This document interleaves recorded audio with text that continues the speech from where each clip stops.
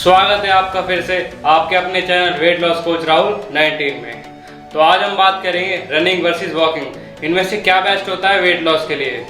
ये बात तो बहुत ही सिंपल सी है कि रनिंग में हम बहुत ही कम टाइम में ज़्यादा कैलोरीज बर्न कर सकते हैं, लेकिन फिर भी ये डिपेंड करता है पर्सन टू पर्सन, क्योंकि बहुत लोग कार्डियो में रनिंग नहीं कर पाते हैं। तो चलिए आगे देखते हैं क्या है आपके लिए बेस्ट रनिंग और वॉकिंग।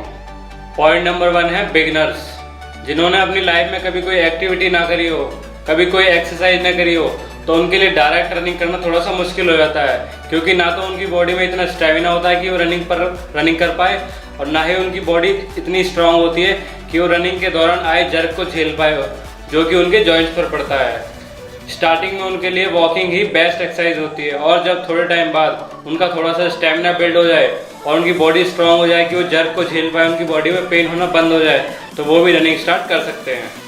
पॉइंट नंबर 2 है फॉर ओबीज कैटेगरी। ओबीज की कैटेगरी में वो लोग आते हैं जिनका वेट बहुत ही ज़्यादा बढ़ चुका होता है, और उन लोगों के लिए राइट एक्सरसाइज की चॉइस करना बहुत ही ज़्यादा ज़रूरी होता है। जैसे कि रनिंग एक हाई इंटेंसिटी एक्टिविटी है, और उनके जॉइंट्स के लिए वो बिल्कुल भी ठीक नहीं है, क्योंकि उनके जॉइंट्स पहले से ही ओवरवेट को बेयर कर रहे हैं, उन पर और स्ट्रेस डालना बिल्कुल भी ठीक नहीं है।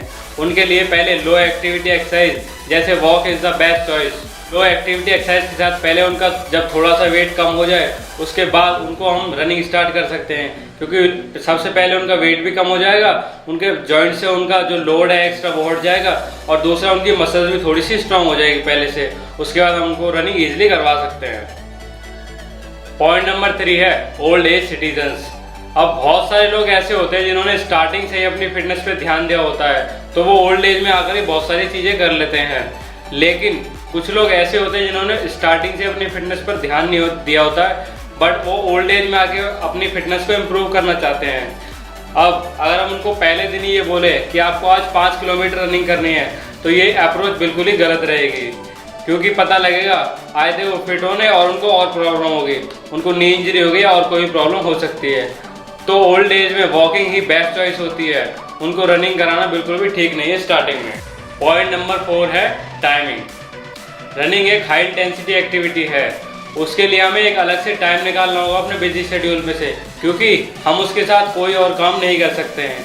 वहीं दूसरी तरफ वॉकिंग के साथ हम बहुत सारे काम इजीली कर सकते हैं, या फिर हम ये भी कह सकते हैं कि डेली एक्टिविटी में हम वॉकिंग को ही ऐड कर सकते हैं बिना कोई चेंजेस किए।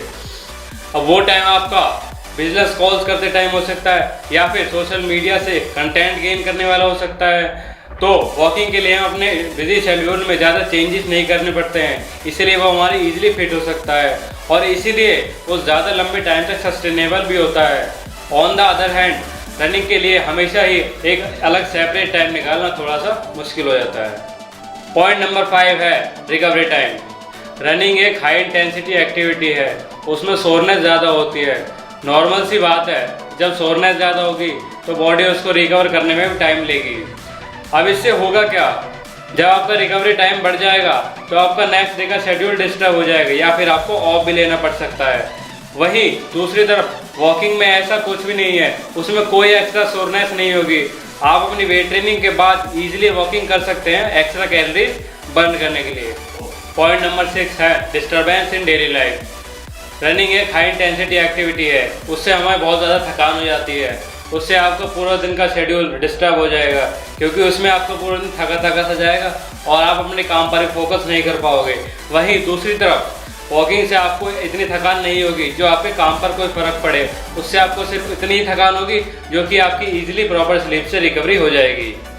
अगर आपको इस वीडियो से थोड़ा सा भी बेनिफिट हुआ है और आप आगे भी ऐसी वीडियोज़ देखना चाहते हैं, तो अभी के अभी मेरे चैनल को सब्सक्राइब करिए और बेल आइकन को जरूर प्रेस करिए, ताकि ऐसी ही आने वाली वीडियोस का सबसे पहले नोटिफिकेशन आप तक पहुंचे।